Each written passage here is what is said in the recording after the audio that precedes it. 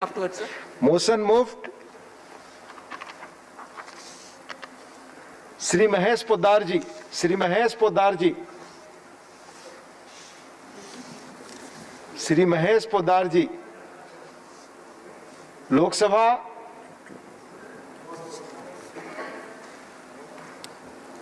Not present. Shri Suresh Prabhu.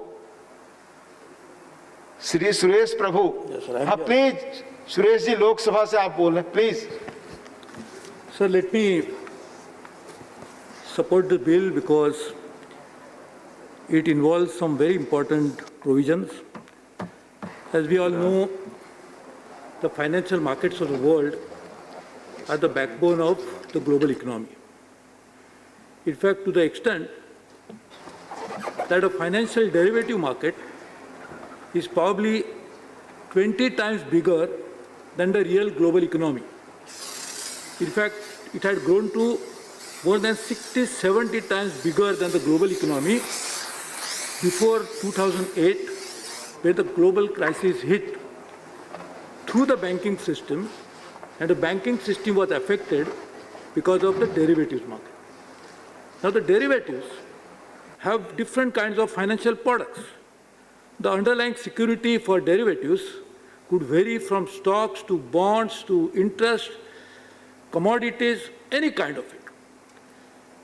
It is necessary because it provides liquidity to the financial market system. It releases the investment that has gone into the real assets and also provides the innovation to the financial services market. So while it is necessary that we should promote such financial products, derivatives in particular, at the same time, there is a need to have prudential oversight on it, regulation on it. And if you want a regulation, then you must make a regulation in a way that it will not kill the innovation, but rather promote it. Now, it's a very difficult regulation to make at any given point of time to ensure both at the same time. And therefore, I compliment the Finance Minister for bringing out this legislation in a way that it actually deals with and tries to address both the issues at the same time. As I said, if you just leave it as it is and leave it to the market forces, then it could lead to chaos and crisis as it happened in 2008. But if you don't regulate it in a way that it kills the basic purpose of financial innovation, this again is counterproductive. Now let me give an example of how it can function in a way that will benefit Indian economy. The OTC, over-the-counter transaction that take place, which is outside the regulated markets, is something which can release a lot of liquidity into the marketplace. At the same time, when you release the liquidity, and if you do not have a prudential way to regulate it, it can probably sometimes lead to some sort of a crisis again. So now, there are two elements of this bill, and which I really support. One, which tries to ensure, and that is actually the global template now, that G20 also has accepted this, that there should be some margins that should be stipulated when you do OTC trades of this kind. Now, if you make a margin in such a way, that margin will be so high that no transaction will take place ever. So this particular bill actually ensures that there's a netting out of transaction possible. As is always happened in case of a financial institution, there could be exposure of two kinds. On one side, the financial institution may have lent something to somebody or has taken obligation on behalf of somebody. In this case, obligation will be more normal than lending.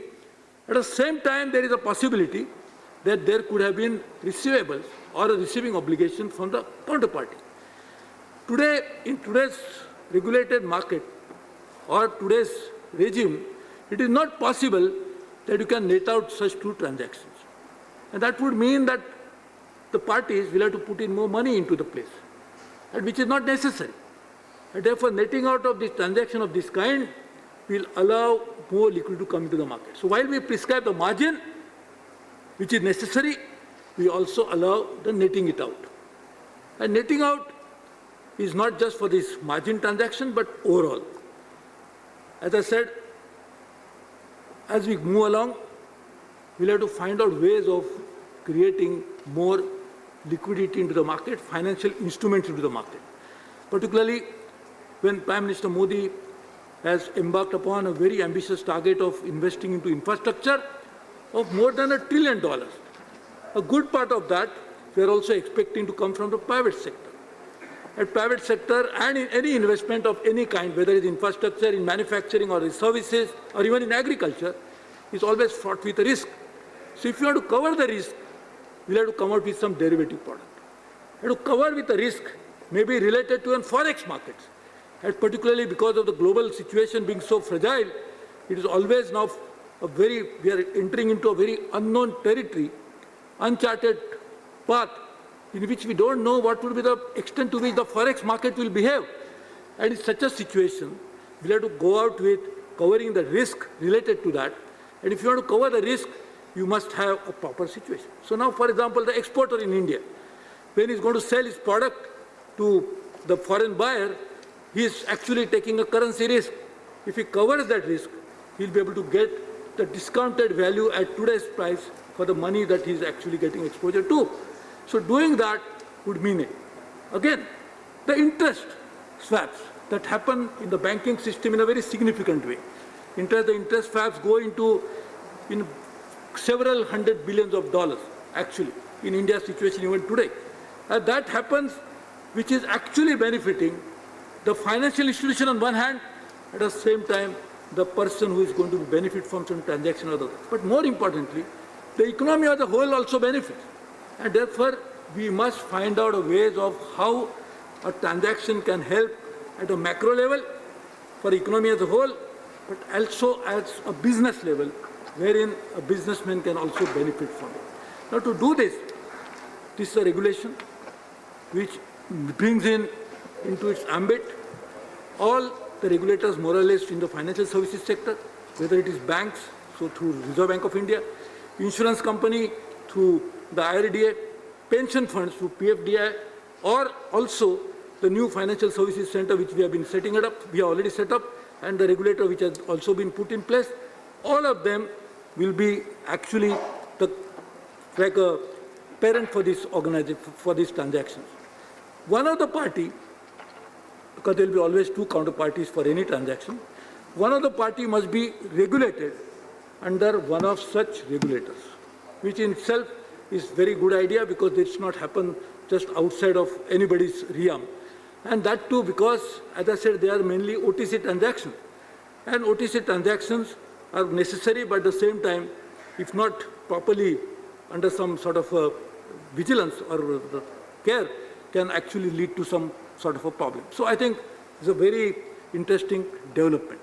I just want to request the finance minister to look into a very fine point of this particular position. I was just reading it. I don't want to read it again to save the time.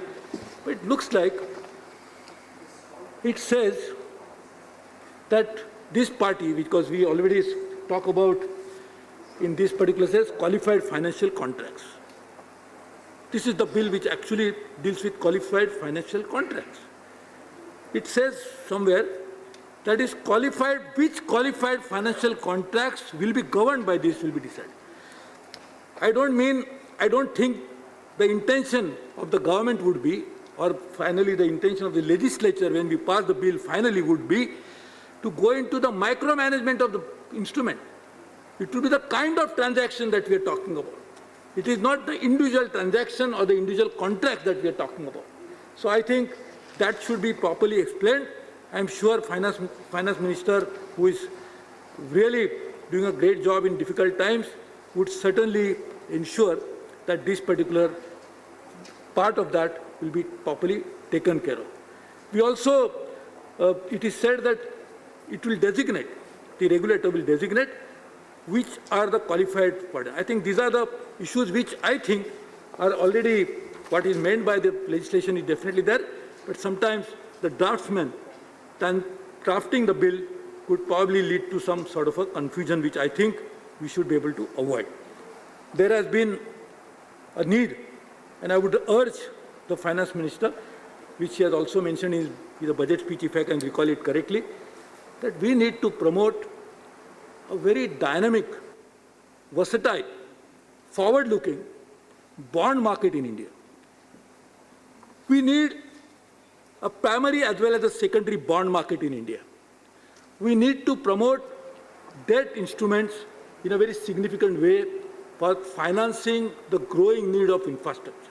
As we always know, the infrastructure in India, which actually needs long-term funds, some of the problems faced by the banking system today is that their time and demand liabilities of the banking system is normally collected from the households, which is for a very short duration of less than 5 years.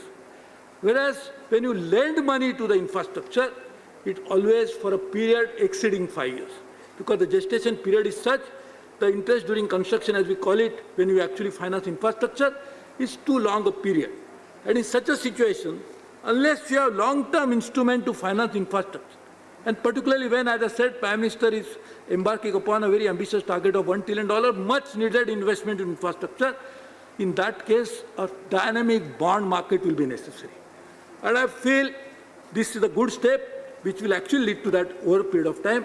But I personally request the Honorable Finance Minister, please try to create a roadmap for a very vibrant, dynamic bond market in India, which will actually, it's a domestic, because there is other element which you had also mentioned in the budget speech about sovereign borrowing globally. But I think dynamic market within the country, which can actually lead to even interest rate stabilization, which will provide opportunities for all the investors to find another alternate avenue of making investment through the bond market into the much needed and a growing possibility of infrastructure related instrument. So I think this is what is necessary. But even if you do that, will be required Mr. Prabhu, to ensure please make your that we'll concluding make point. Sure, I'm concluding. I'm just concluding, but Chairman sir, I was just the सभापति जी अब तो मैं कहने वाला था कि अभी क्या करना चाहिए, तो आपने कहा उसको खत्म कर दीजिए. मैं कह रहा था बॉन्ड मार्केट लाना चाहिए, आप उसको खत्म कर दीजिए. मैं खत्म करने की बात नहीं कर रहा हूँ, कुछ दोहराने की बात कर रहा हूँ. तो मैं आपको विनती कर रहा हूँ कि we should try to work in a way that will lead to a dynamic financial services market in India, which in turn will make our real economy grow faster, which in turn will create more jobs. And in fact, the financial services in itself has a potential to create millions of jobs. And I think we should try to do that. And I respect the chair, so I conclude my speech here. But I definitely request the finance minister to look into all the aspects. Let me congratulate her. Let me congratulate the government for taking such a forward-looking, looks like a very innocuous bill, but it has a potential to make the financial system grow at a much faster pace. Thank you very much. Thank you, Mr. Prabhu. The next speaker is S.R. Balasubramaniam.